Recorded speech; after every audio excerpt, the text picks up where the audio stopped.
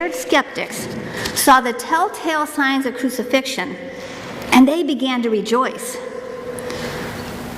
Thomas wasn't with the other disciples that first Easter evening. He wasn't there to see Jesus or to receive the Holy Spirit.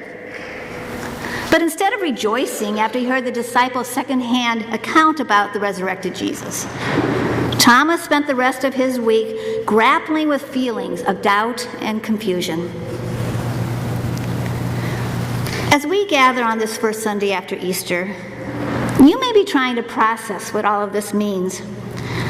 Somehow, it's easier to believe in miracles when the church is filled with lilies, special music, and lots of people than it is once the trumpets have been put back in their cases and the pews have more empty spots.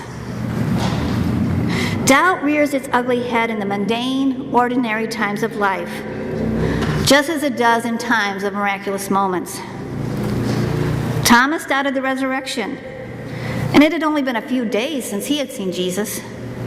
It's been over 2,000 years for us. Thomas wanted proof so he would believe. And if we're really honest, don't we? Now, Thomas was in the room the next time Jesus appeared to the disciples. Notice, Jesus was not impatient or annoyed with Thomas. He didn't scold him or express disappointment in him. Instead, Jesus said, "Put your fingers here and see my hands. Reach out your hand and put it at my side. Do not doubt, but believe." Jesus might just as easily have said, "Thomas, I understand that you need something more than a second-hand encounter with me. I understand that you want to see for yourself. I do not condemn you.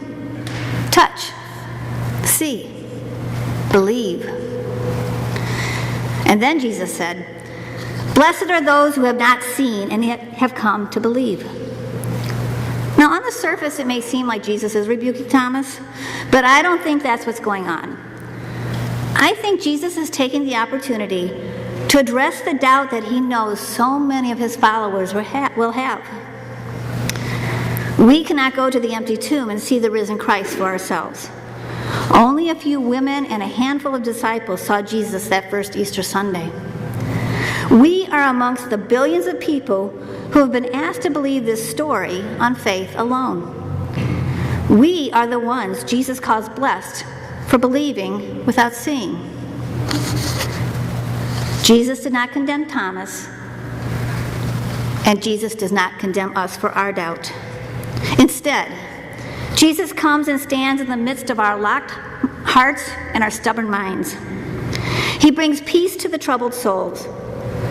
Through the power of the Holy Spirit, he gently leads us out of our doubt and into a deeper faith as he reveals himself through his word, and he feeds us with the bread and wine of communion.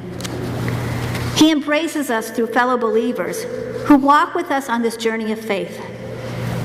Through the waters of baptism, Jesus reminds us that we have been named and claimed by a God who loves us and promises to be with us in every miraculous and mundane moment of our life. John doesn't tell us if Thomas took up Jesus' offer to touch his wounds. It appears that the offer was enough. But what Thomas did do was respond with one of the strongest declarations of faith that is recorded in the New Testament. Thomas exclaimed, "My Lord and my God." We all wrestle with doubt. We need to know this morning that that's okay. Like Peter and Thomas, Mother Teresa and Martin Luther, God will be faithful when we encounter challenges in our call to discipleship. God will never stop reaching out to us with reminders of his grace and love. So be at peace. Jesus is alive. Trust that the one who gave his life for you so that you might be forgiven, the one who was raised from the dead so that you might live forever, is with you today, tomorrow, and every day. Amen.